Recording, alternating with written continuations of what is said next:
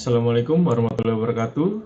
Perkenalkan, nama saya Muhammad Ikram Fahriono dengan NBI 14621000013 dari kelas praktikum pengembangan aplikasi web R1 dengan dosen pembimbing Bapak Andre Kartika Widi Hapantenda, Eskom Mkom.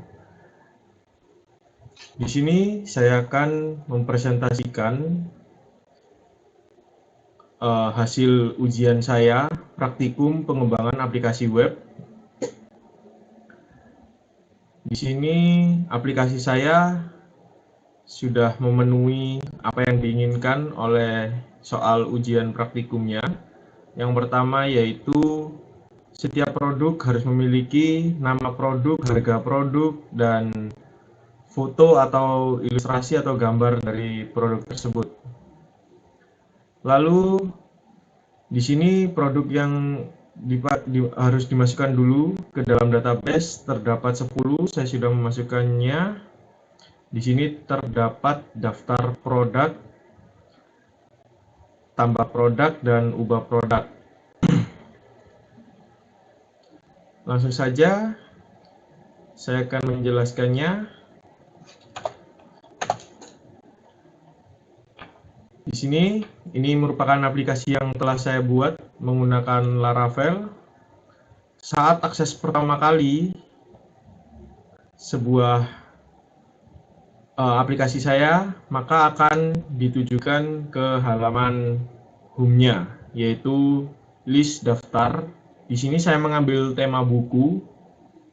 Jadi ini merupakan aplikasi manajemen buku. Untuk yang pertama yaitu halaman home. Di sini saya menggunakan controller bernama product controller. Untuk halaman home-nya sendiri akan memanggil fungsi index di dalam controller yang sudah dipasangi pagination sebanyak 5 buah per page. Untuk routes-nya sendiri yaitu di routes lalu web. Untuk halaman home-nya saya memanggil product controller fungsi index dan saya memberi nama product.index untuk routes-nya. Yang pertama saya akan mendemokan isi dari aplikasi saya, yaitu sudah terdapat 10 buah contoh data yang sudah saya masukkan ke dalam database. Di sini pada tabel products, di sini terdapat 10 data yang sudah saya masukkan. Dan ini page pertama, lalu saya akan mencoba pagination untuk page yang kedua. Nah, ini merupakan page kedua. Jadi pagination-nya sudah jalan dengan baik. Kembali lagi ke page 1. Di sini saya akan membuat lagi atau mencoba menambah data. Menambah produk. Di sini saya akan memasukkan produk yaitu ini. Teknik praktis mengiringi lagu dan melodi. Untuk harganya sendiri misal kita buat 75.000. Lalu untuk filenya, nah ini, lalu ketika disimpan maka akan menampilkan pesan data berhasil disimpan.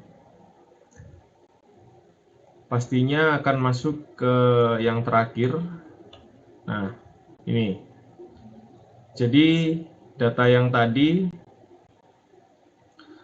telah saya masukkan, dan di sini saya membuat teknik yang namanya read more. Jadi agar tulisannya tidak terlalu panjang, tapi ketika di hover dia akan muncul dengan lengkap.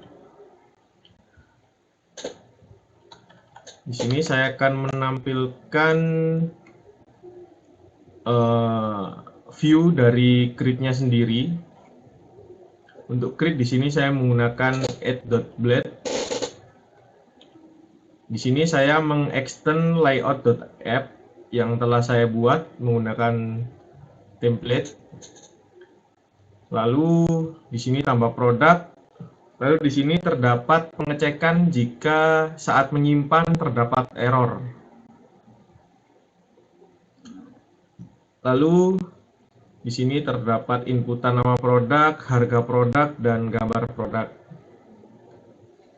Untuk controllernya sendiri, di sini saya untuk view-nya menampilkan fungsi add, jadi mereturn view produk add.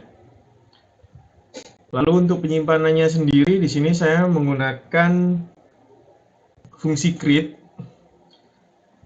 Yang pertama yaitu memvalidasi apakah nama produk itu wajib diisi dan merupakan string atau huruf dan angka dan simbol tertentu lah. Lalu untuk harga sendiri itu juga wajib, namun hanya boleh memasukkan angka.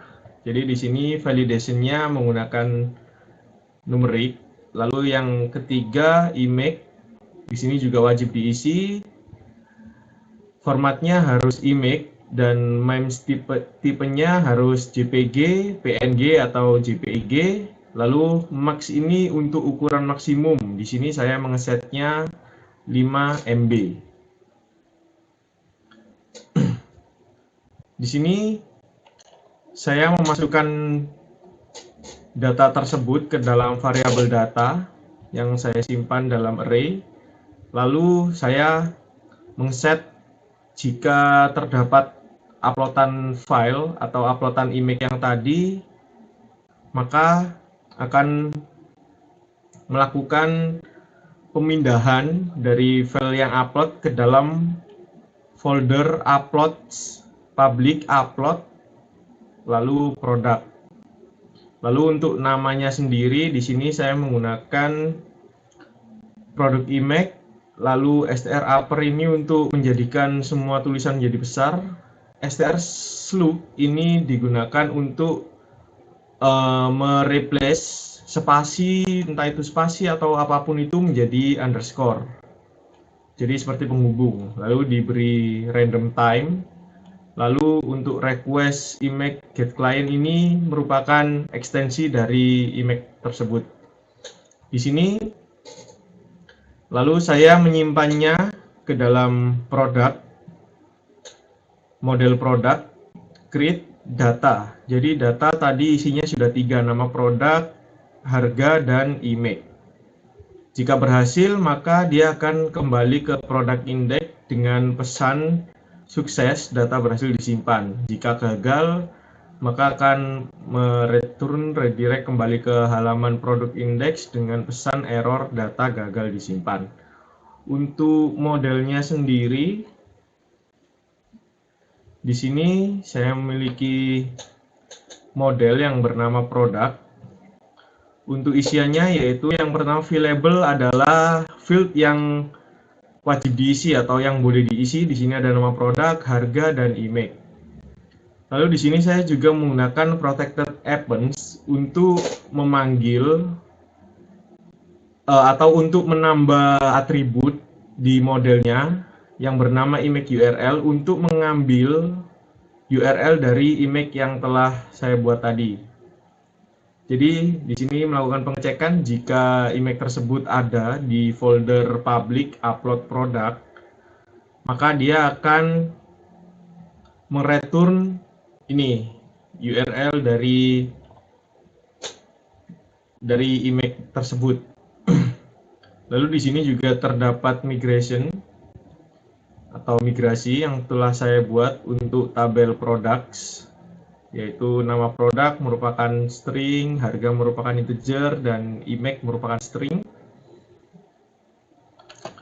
Lalu selanjutnya saya akan mendemokan untuk edit atau mengubah Di sini saya akan melakukan perubahan terhadap judul. Di sini, maaf, harga saja. Di sini harga awalnya 75.000, lalu saya klik edit. Akan saya rubah menjadi 80.000.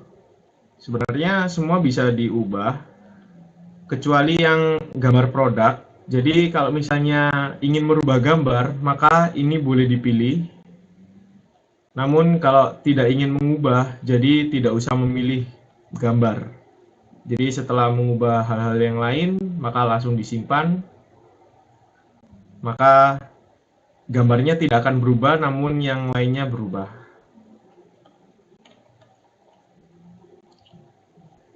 Untuk proses editnya sendiri, di sini saya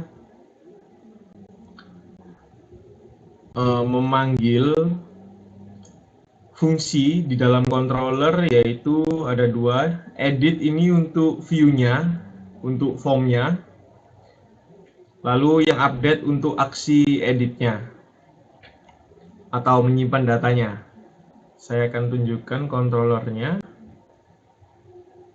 Nah, di sini edit, dia akan melakukan pengambilan ID.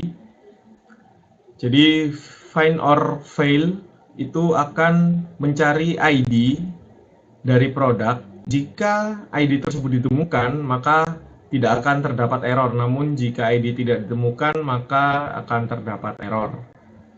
Lalu mereturn view product.edit.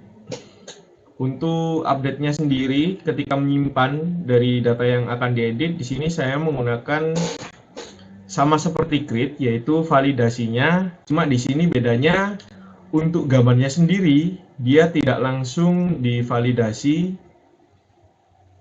di awal, karena jika tidak ada perubahan, maka image tersebut validasinya akan dilewati.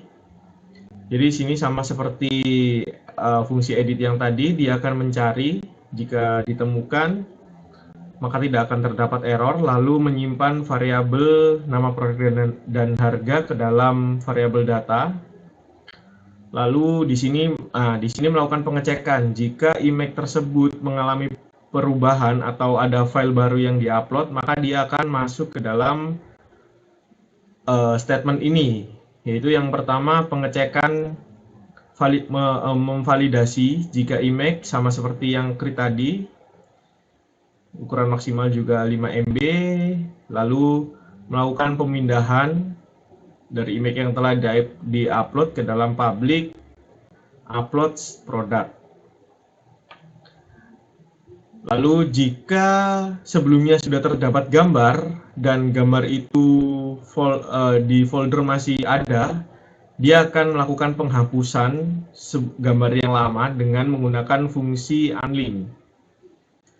Lalu jika selesai, maka produk akan diupdate sesuai dengan data yang dikirim.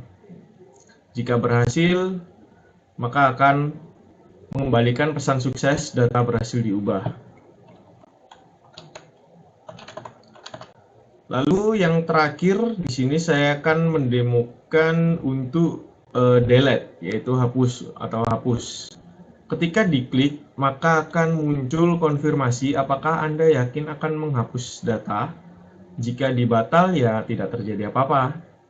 Namun jika di OK, maka data tersebut berhasil dihapus. Jadi di sini sudah tidak ada yang gitar tadi.